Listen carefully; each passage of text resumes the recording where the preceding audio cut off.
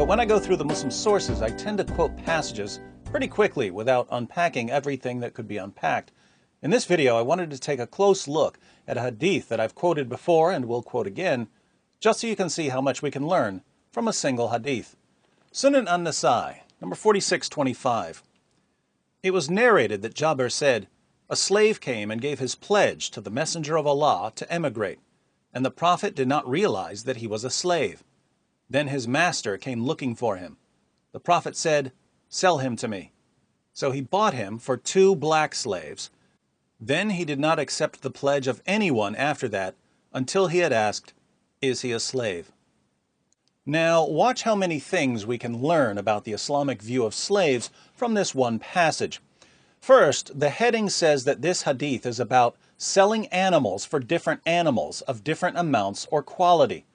Nasai is considered one of the greatest hadith collectors of all time. He knew the history of Muhammad and his companions inside and out, and his scholarly conclusion was that slaves are on the same level as animals. This hadith says that a slave came to Muhammad and pledged to leave his home and join the Muslim community. Muhammad accepted the pledge, but only because he didn't realize that the man was a slave. In other words, Muhammad didn't know that accepting this man's pledge was going to cost him something. Muhammad learned his lesson from this situation, and the passage says that after this, Muhammad would no longer accept the pledge from anyone until he asked, "Is he a slave?" So Muhammad really didn't want to have to pay to free Muslim slaves who were converting to Islam.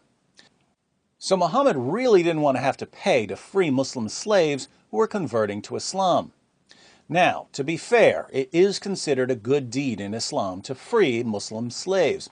But Muhammad just didn't want to keep paying out of pocket, so he decided to be more careful to ask whether they were slaves before accepting pledges from them.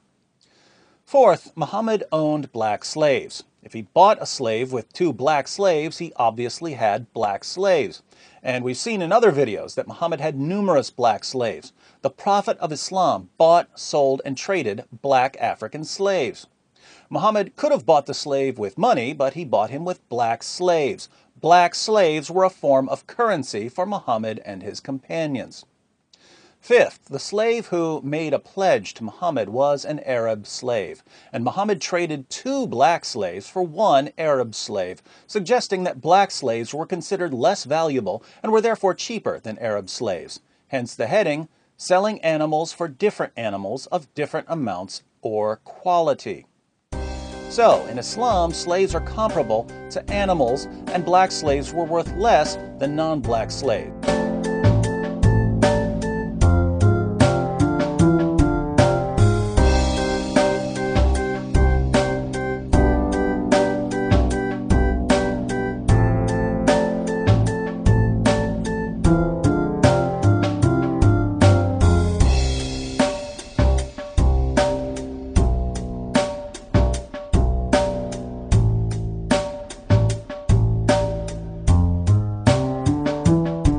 Verifying with examples from first book Matthews 8:9. "For I am a man under authority, with soldiers under me.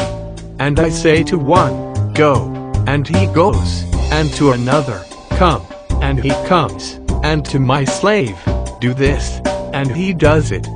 10. When Jesus heard him, he marveled, and said to those who followed him, "Truly, I say to you, not even in Israel have I found such faith." Matthews 20:26. "It shall not be so among you. But whoever would be great among you must be your servant." 27. "And whoever would be first among you must be your slave." Matthews 26:51. "And behold, one of those who were with Jesus stretched out his hand and drew his sword, and struck the slave of the high priest, and cut off his ear." 52. "Then Jesus said to him, 'Put your sword back into its place.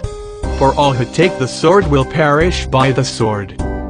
Jesus didn't said do not to take slaves, instead he asked man to put sword inside. If Jesus was against slavery, why didn't punish a man who cut the ear of slave? There was slavery in world when Jesus was in this world, yet he didn't speak against it according to Bible.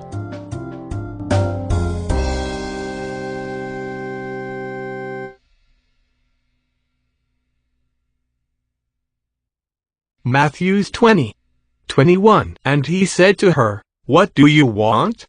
She said to him, "Command that these two sons of mine may sit, one at your right hand and one at your left, in your kingdom."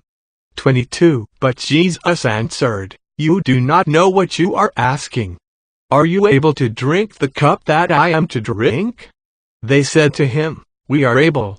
23. He said to them, "You will drink my cup, but to sit at my right hand and at my left is not mine to grant, but it is for those for whom it has been prepared by my Father." Jesus doesn't have authority in heaven to allocate place for two men beside him. All are predetermined by God. Showing Jesus is all dependent on God. Out of himself he could do nothing. This is hypocrisy of Christians. Servant word was used instead of slaves. Servant ears were chopped off before Jesus, but Jesus didn't say anything. Jesus didn't condemn slavery, never set any slave free. Now, to be fair, it is considered a good deed in Islam to free Muslim slaves. Whereas Prophet was all against slavery, set slaves free and paid the servants.